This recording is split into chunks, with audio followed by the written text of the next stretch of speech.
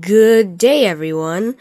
I am Ralf, Mathew, and Abao from Grade 7 Immaculate Conception, and today I will be discussing about units of length.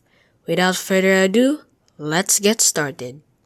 Units of length are used for measuring the width, height, and distance between 2 points. There are two main systems of measurement, the metric system and the English system. Now, let's have examples of how to convert units of length. For the first example, 3.2 kilometers converted to meters. To convert from a larger unit to a smaller unit, you multiply. According to the table of conversion, we multiply it by 1,000. So, it will be 3.2 multiplied by 1,000, and that equals 3,200. So, 3.2 kilometers converted to meters is equivalent to 3,200 meters. For the second example, convert 1.8 millimeters to meters. Converting from a smaller unit to a larger unit, you divide.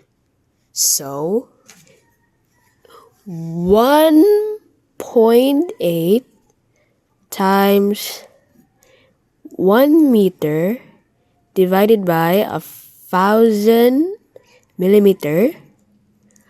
So, 1.8 times 1 equals 1.8.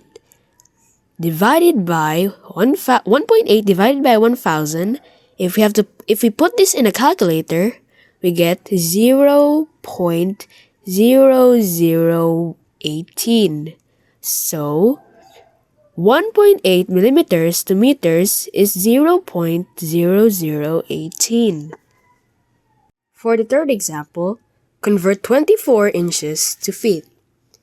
Since 1 foot equals 12 inches, we can do 24 divided by 2 equals 2.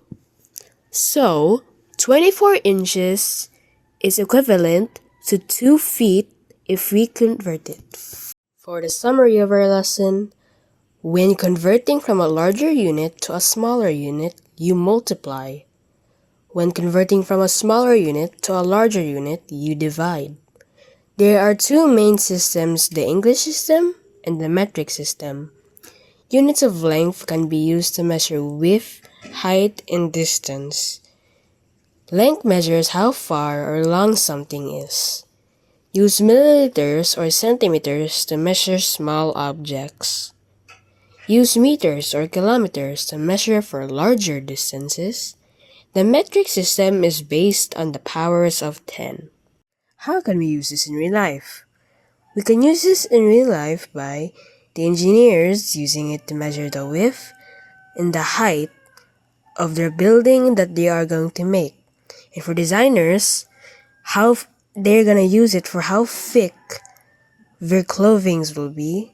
And it's also useful because people will use it to measure the distance between one point and another, so they know how long something is. That's basically all for my lesson today. Thank you for listening and have a good day.